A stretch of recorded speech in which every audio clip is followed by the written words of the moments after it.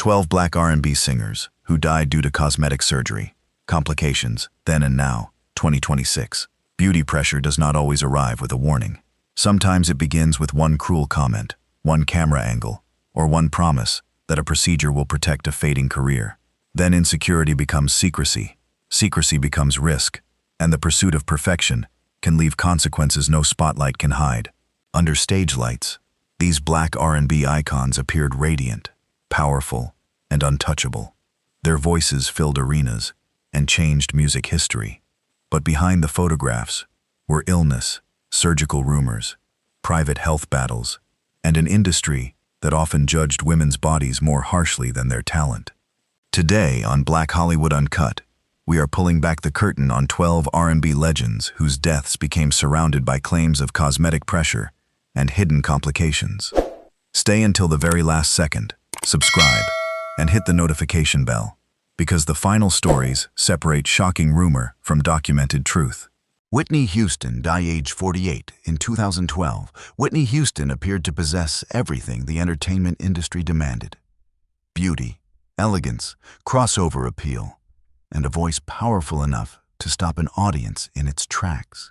Raised in Newark, New Jersey, and shaped by gospel music at New Hope Baptist Church, she moved from teenage modeling into a recording career that quickly made her one of the most recognizable black women in the world. Her 1985 debut produced hits including Saving All My Love for You, How Will I Know, and Greatest Love of All. 2 years later, Whitney made her the first woman whose album entered the Billboard chart at #1. Her performance of The Star-Spangled Banner at Super Bowl XV became an American cultural landmark, while The Bodyguard and I Will Always Love You pushed her fame to an almost impossible height. But perfection became a prison. Whitney was expected to remain glamorous, controlled, youthful, and vocally untouchable while living beneath relentless public scrutiny. Her marriage, changing appearance, weight, private struggles, and every imperfect performance became material for headlines. The same industry that celebrated her beauty also watched closely for signs that the image was beginning to crack. The original transcript claims that a series of cosmetic procedures slowly destroyed her health. Public records do not support that conclusion. Whitney's autopsy did note scars associated with breast implants and other previous procedures, confirming that she had undergone some cosmetic surgery. But the coroner did not identify those procedures or surgical complications as contributing causes of death. On February 11, 2012, Whitney was found submerged in a bathtub at the Beverly Hilton Hotel. She was pronounced dead at 48. The Los Angeles County coroner ruled her death an accidental drowning, with atherosclerotic heart disease and cocaine use listed as contributing factors. Whitney Houston did not die because cosmetic surgery stole her life. Her tragedy was more complicated. Addiction, heart disease, pressure, isolation, and years spent struggling beneath an image the world refused to let grow human.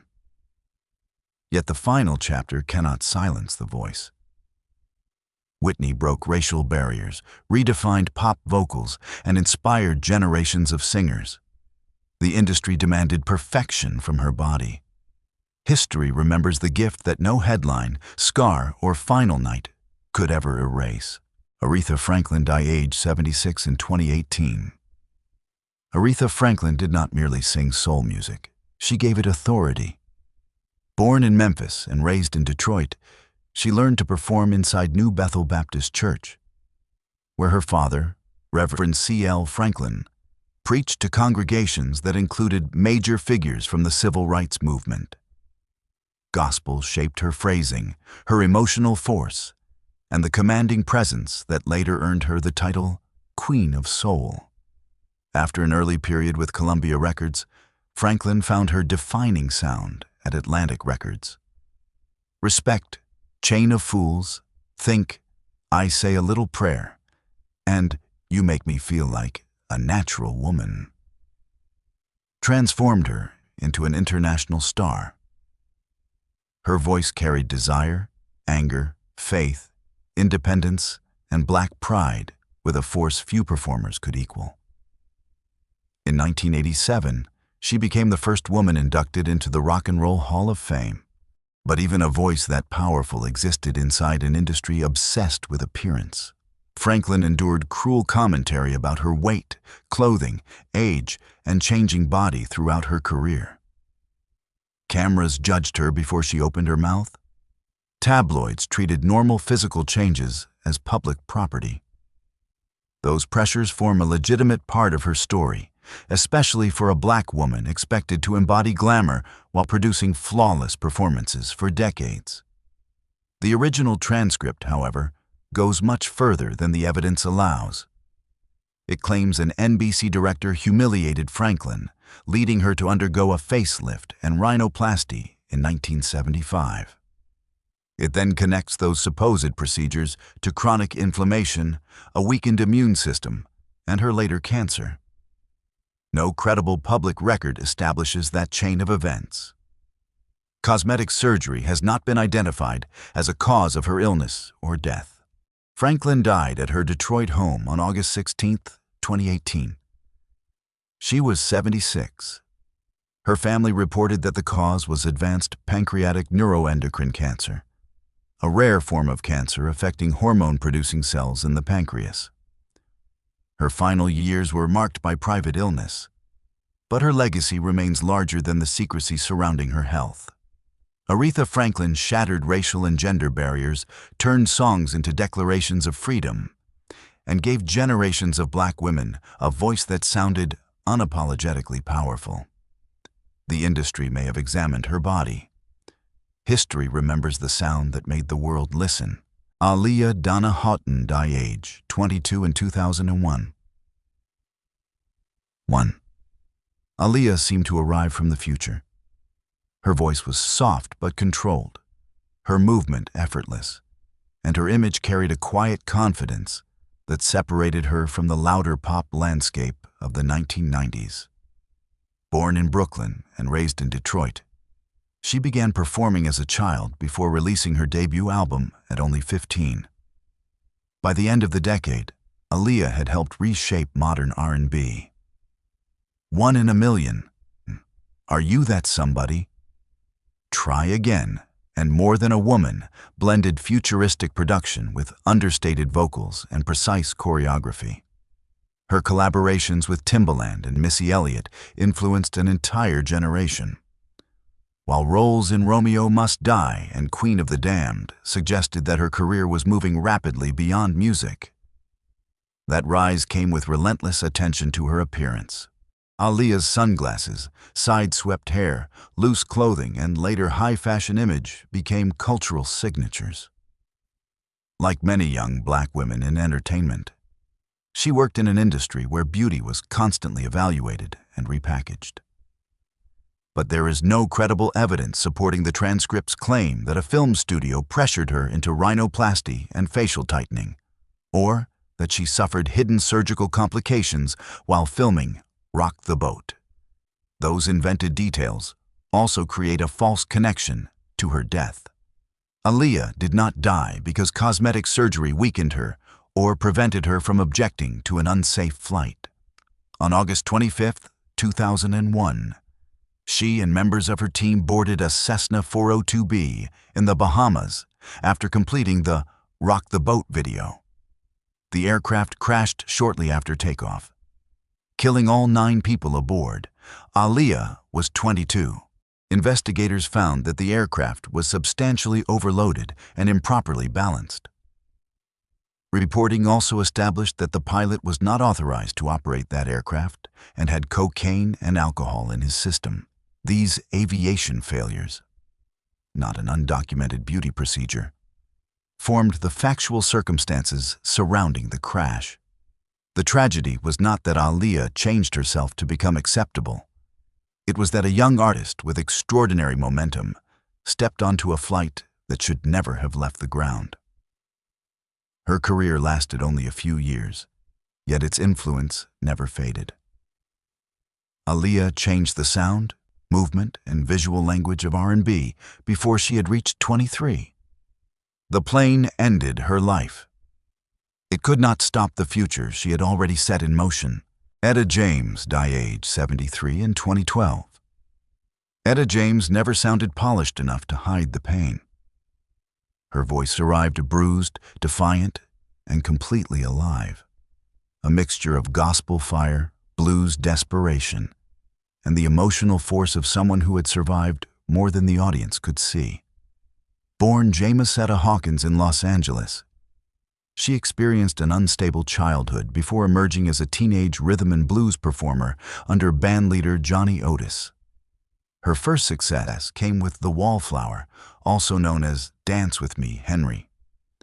After joining Chess Records, James recorded At Last, All I Could Do Was Cry, Tell Mama, and I'd Rather Go Blind. Those songs transformed heartbreak into something almost physical. Yet while audiences celebrated her power, the industry repeatedly judged her weight, appearance, age, and ability to fit changing ideas of female beauty. James later spoke openly about heroin addiction, abusive relationships, incarceration, and the constant fight to rebuild her career. Her body changed dramatically over the decades, attracting tabloid attention that often overshadowed her musical survival. She eventually underwent gastric bypass surgery after her weight reportedly reached nearly 400 pounds. That was a major medical procedure, but it was not the secret 1980 liposuction described in the original transcript. There is no credible evidence that James underwent a hidden cosmetic operation, left a clinic after 8 hours, performed with unhealed stitches, or suffered decades of inflammation caused by liposuction. The claim that an old cosmetic procedure later prevented her from responding to leukemia treatment is also unsupported. It transforms a complex medical history into a dramatic but unverified cause and effect narrative. During her final years, James lived with several serious illnesses. She suffered from dementia and kidney problems, while leukemia eventually became terminal. She died at Riverside Community Hospital on January 20, 2012, 5 days before her 74th birthday. Her manager said complications from leukemia caused her death. Etta James did not die because an industry forced her into cosmetic surgery. Her tragedy was rooted in illness, addiction, trauma, and years of physical struggle. But her final condition could not diminish her gift. James survived long enough to become a Grammy winner, a Rock and Roll Hall of Fame inductee, and one of the most influential singers in American music. Fame repeatedly examined her body. Her voice made every imperfection sound like truth. Natalie Cole died age 65 in 2015. Natalie Cole entered the music industry, carrying a name that opened doors and created impossible expectations. As the daughter of Nat King Cole, she inherited musical royalty. But she also faced constant pressure to prove that she was more than the child of a legend. Her answer arrived through a voice that could move effortlessly between R&B, soul, jazz, and pop. Her 1975 debut produced This Will Be, earning Cole her first Grammy Awards and establishing an identity separate from her father's. Hits such as Inseparable, Our Love, and I've Got Love on My Mind followed.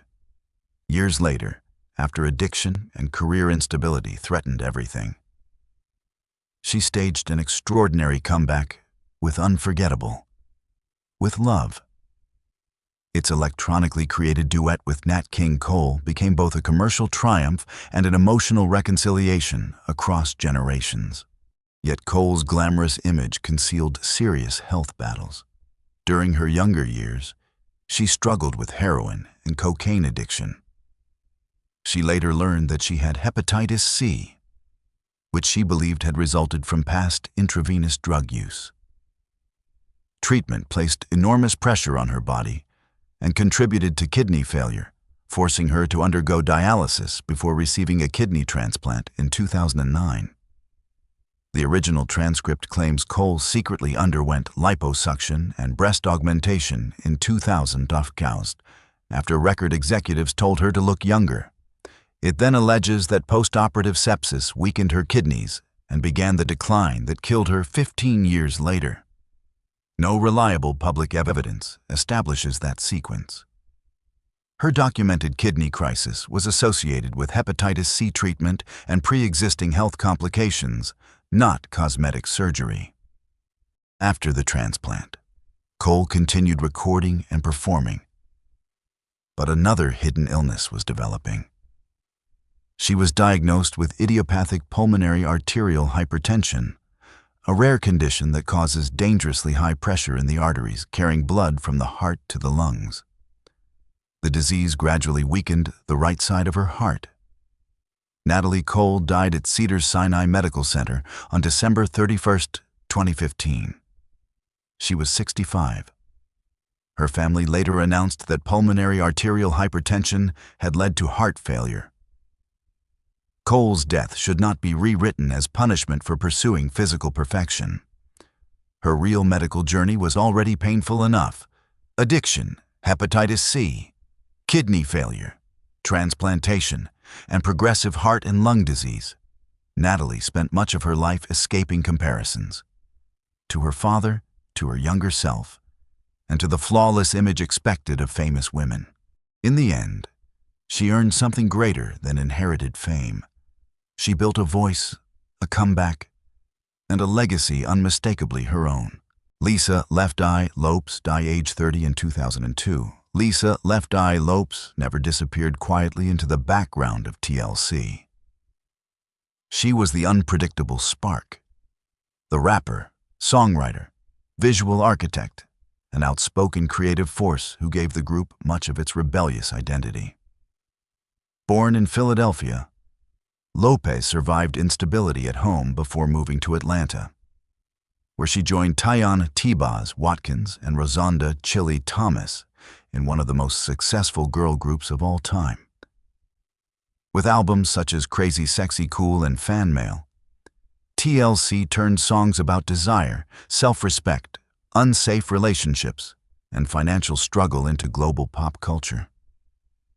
Lopez wrote or co-wrote many of her own verses, while her eye patch, bold fashion, and sharp delivery made her instantly recognizable.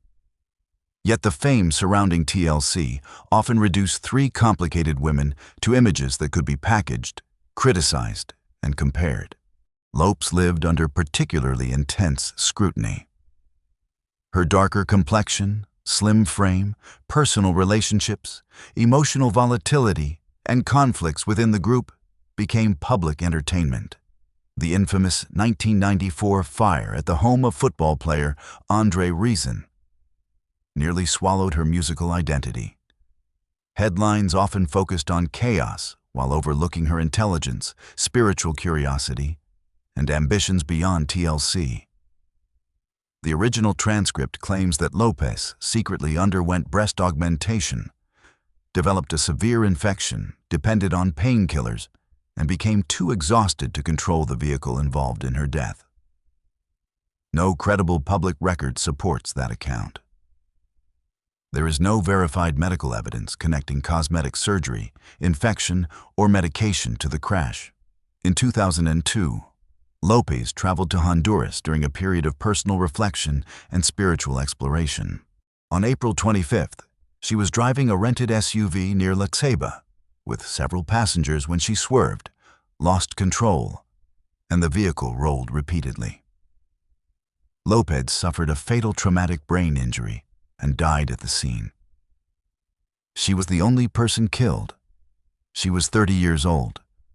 The crash was captured by cameras filming a documentary about her life. Lisa Lopez did not die because cosmetic surgery destroyed her health. She died in a sudden road accident during a journey she believed might help her understand herself. Her story remains tragic without invented medical details. Left Eye helped make TLC fearless, socially conscious, and visually unforgettable. The industry repeatedly treated her pain as spectacle. Her music revealed something deeper, a restless artist still searching for freedom when the road ended without warning. Minnie Riperton, died age 31 in 1979. Minnie Riperton possessed a voice that seemed almost beyond the limits of the human body, delicate one moment and impossibly high the next. Her 5-octave range and whistle register made her sound less like a conventional soul singer than an instrument from another world. Born in Chicago, she received classical vocal training before entering the city's thriving soul and experimental music scene. Riperton first recorded with the girl group The Gems and worked as a session singer at Chess Records, contributing background vocals for established artists. She later became the lead singer of Rotary Connection, whose mixture of psychedelic rock, soul, and orchestral experimentation allowed her voice to move in unusual directions. After working with Stevie Wonder's Wonderlove, she reached international audiences with her 1974 album, Perfect Angel. Lovin' You became her signature song, rising to number 1 in 1975. Its tenderness and extraordinary high notes made Riperton famous, but the recording was also deeply personal. The melody had originally been used to soothe her daughter, future actress Maya Rudolph, and Riperton can be heard singing Maya's name near the song's ending. The original transcript suggests that Riperton may have undergone experimental cosmetic procedures or undocumented therapies to protect her appearance and career. It offers no evidence for those claims. No reliable biography, medical account, or family statement connects cosmetic surgery to her illness. Such speculation distracts from the health battle Riperton courageously made public. In January 1976, doctors diagnosed her with breast cancer. By the time it was discovered, the disease had already spread to her lymphatic system. She underwent a radical mastectomy and was initially given only months to live. Instead of disappearing, Riperton continued recording, touring, and speaking openly about breast cancer at a time when many public figures concealed the diagnosis. She became a national spokesperson for the American Cancer Society and received its Courage Award at the White House. As the disease progressed, severe lymphedema limited movement in her right arm, yet she continued appearing before audiences. Riperton died from metastatic breast cancer on July 12, 1979. She was only 31. Her death was not the consequence of vanity or a hidden beauty procedure. It was the result of an aggressive disease that reached her body before medicine could stop it. Minnie Riperton's life was brief, but her influence was permanent. She turned technical brilliance into warmth, faced terminal illness with unusual openness, and left behind a voice that still rises above the pain that silenced it. Tammy Terrell, died, age 24, in 1970. Tammy Terrell's voice carried a brightness that made tragedy feel impossible. Born Thomasina Winifred Montgomery in Philadelphia, she entered the music business while still a teenager, recording for Scepter Records before working with James Brown's Revue. But it was at Motown, after changing her stage name to Tammy Terrell, that she found the partnership that would define her legacy. Alongside Marvin Gaye, Terrell recorded some of soul music's most enduring duets. Ain't No Mountain High Enough, Your Precious Love, Ain't Nothing Like the Real Thing, and You're All I Need to Get By, captured a chemistry so convincing that many listeners believed they were romantically involved. Their bond was musical and deeply affectionate, but behind Terrell's radiant smile, serious health problems were already developing. The original transcript claims that Berry Gordy criticized her nose, leading Terrell to undergo a secret rhinoplasty that caused infection, blackouts, and complications during cancer treatment. No reliable biography, medical account, or Motown record confirms that story. There is also no credible support for claims that she regained consciousness during cosmetic surgery, or was found with a broken compact mirror after her death. Those details turn a documented medical tragedy into an invented cautionary tale. The real warning came on October 14, 1967. While performing with Marvin Gaye at Hampden-Sydney College in Virginia, Terrell collapsed into his arms on stage. Doctors later discovered a malignant tumor on the right side of her brain. Over the next 2.5 years, she underwent 8 operations. There were brief moments of hope, and she continued recording when her strength allowed. But the disease steadily took her sight, mobility, and independence. Tammy Terrell died in Philadelphia on March 16, 1970. She was only 24. Her death devastated Marvin Gaye and sent shockwaves through Motown. She did not die because cosmetic surgery destroyed her body. She died after a relentless battle with brain cancer. Yet the deeper tragedy remains. A young woman who gave the world songs filled with devotion was denied the time to experience the future her talent had promised. Her life ended early, but every duet preserved the warmth, urgency, and impossible hope of her voice. Florence Ballard died, age 32, in 1976. Florence Ballard helped create the group that would become one of the most successful acts in American music. Yet she spent her final years watching that history move forward without her. Born in Detroit, Ballard possessed a powerful gospel-trained voice and a forceful personality. In 1959, she helped assemble the Primettes, the teenage vocal group that later signed with Motown and became the Supremes. Ballard even selected the group's famous name. Alongside Diana Ross and Mary Wilson, she sang on a remarkable run of hits, including Where Did Our Love Go?, Baby Love, Stop, In the Name of Love, and You Can't Hurry Love. But as Motown increasingly positioned Ross as the central star, Ballard's role diminished. Tension, missed performances, weight changes, and alcohol-related struggles contributed to her removal from the group in 1967. What followed was not a simple fall caused by one decision. Ballard attempted a solo career with ABC Records, but her releases failed to gain traction. Legal disputes, poor management, financial hardship, and personal instability gradually pushed her away from the industry she had helped transform. The original transcript claims that Ballard's husband broke her nose, that Motown insiders encouraged her to undergo reconstructive cosmetic surgery, and that a failed comeback after the procedure drove her into depression and alcoholism. Reliable public sources do not establish that narrative. There is no verified medical documentation linking rhinoplasty or another cosmetic operation to her decline or death. Her tragedy was rooted in career displacement, financial hardship, emotional pain, and worsening health, not a proven beauty procedure. By the mid-1970s, Ballard appeared to be rebuilding. She received a financial settlement connected to earlier legal representation, reconciled with her husband, and returned to the stage for several performances. The possibility of a comeback had begun to emerge. Then, on February 21, 1976, Ballard entered a Detroit hospital after experiencing numbness in her limbs. She died the following morning from cardiac arrest caused by coronary thrombosis. She was 32 years old. Florence Ballard did not die from cosmetic surgery. She died just as she was attempting to reclaim a life, damaged by an industry that had already moved on. Her story remains one of Motown's most painful contradictions. Ballard helped build the Supremes, gave the group its name, and sang on 9 #1 hits. Yet fame remembered the finished empire more clearly than the woman who helped lay its foundation. Mary Wells died, age 49, in 1992. Mary Wells became Motown's first female superstar, yet the label she helped place on the national stage eventually moved forward without her. Born in Detroit, Wells survived childhood illness and poverty before approaching Motown founder Berry Gordy with a song she had written. Instead of simply buying it, Gordy asked her to record it, beginning one of the label's earliest breakthrough careers. Working closely with songwriter and producer Smokey Robinson, Wells developed a controlled, conversational vocal style that felt intimate rather than overpowering.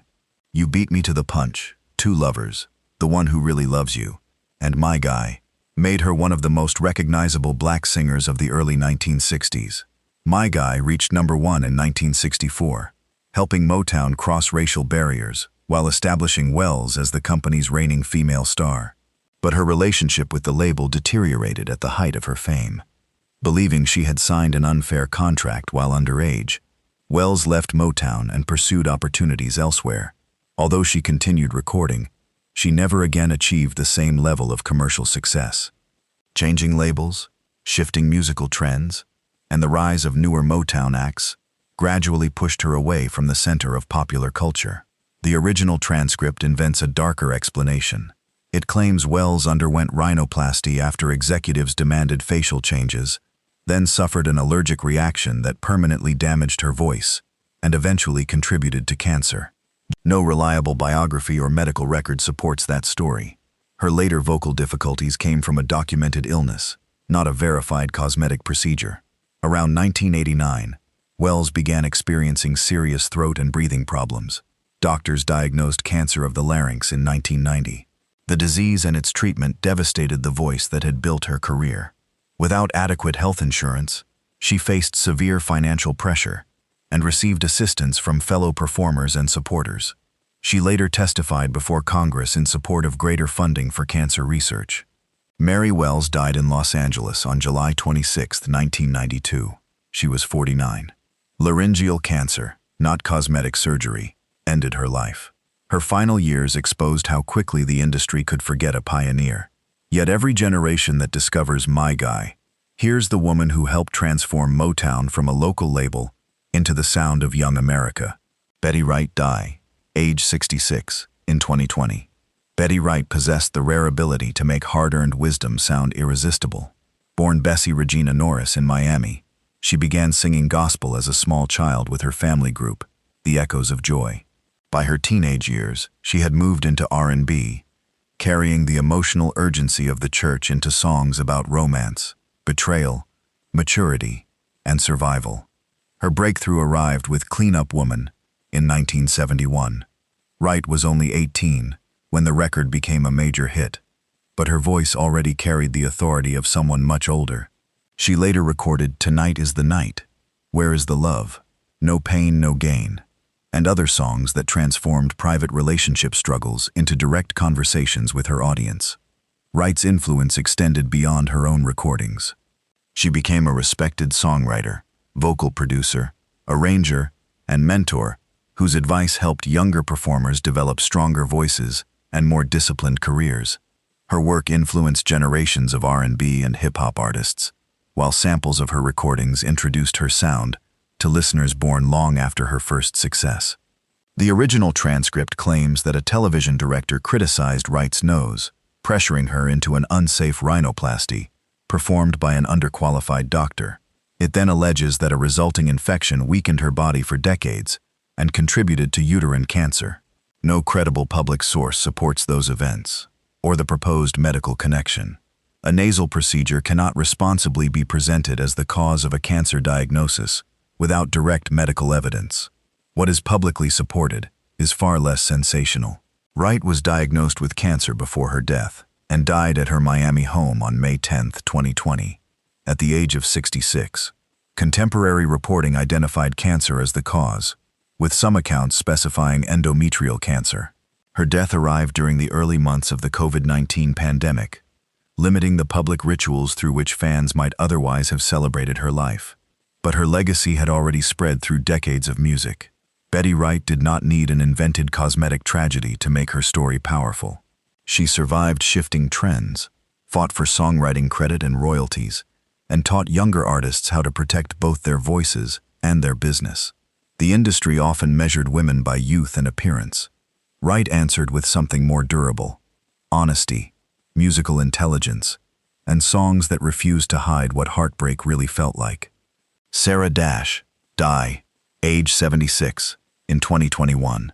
Sarah Dash helped transform a polished 1960s girl group into one of the boldest acts of the 1970s. Born in Trenton, New Jersey, she began singing in church before joining Patti LaBelle, Nona Hendrix, and Cindy Birdsong in the group that became Patti LaBelle and the Bluebells. Their harmonies were elegant and disciplined, but changing musical currents eventually demanded something more daring. After Birdsong departed, Dash, LaBelle, and Hendrix reinvented themselves as LaBelle. The trio abandoned matching dresses and conventional choreography for futuristic costumes, rock-influenced production, funk, soul, and unapologetic female independence. Their 1974 recording, Lady Marmalade, became a #1 hit and turned LaBelle into an enduring symbol of sexual confidence and black creative freedom. Dash's voice was essential to the group's balance. She could deliver tenderness, gospel strength, or sharp rhythmic phrasing while blending seamlessly with two commanding singers. LaBelle also became the first black vocal group to headline New York's Metropolitan Opera House. a landmark achievement for performers who had refused to remain inside the industry's approved image of black femininity. After LaBelle separated in 1976, Dash recorded as a solo artist and developed a wide-ranging career as a session and touring vocalist. She worked with performers including Keith Richards and the Rolling Stones, demonstrating a versatility that moved easily between R&B, rock, disco, gospel, and blues. LaBelle later reunited for special projects and released Back to Now in 2008. The original transcript claims that Dash underwent a Brazilian butt lift and liposuction in 2005 after being mocked during a costume fitting. It further claims that the procedure caused a blood clot that remained in her body for 16 years and ultimately produced a fatal pulmonary embolism. There is no credible public evidence for the surgery, the backstage remark, the blood clot, or that cause of death. Sarah Dash died unexpectedly on September 20, 2021, at the age of 76. Public announcements did not disclose a confirmed cause. Just 2 days earlier, she had appeared on stage with Patti LaBelle in Atlantic City, making the news especially shocking to those who had recently seen her perform. Her death should not be reshaped into an unsupported cosmetic surgery warning. Dash's real story is already extraordinary. She helped tear down the visual and musical boundaries imposed on black female performers, then spent decades proving that a powerful supporting voice could carry a legacy entirely its own.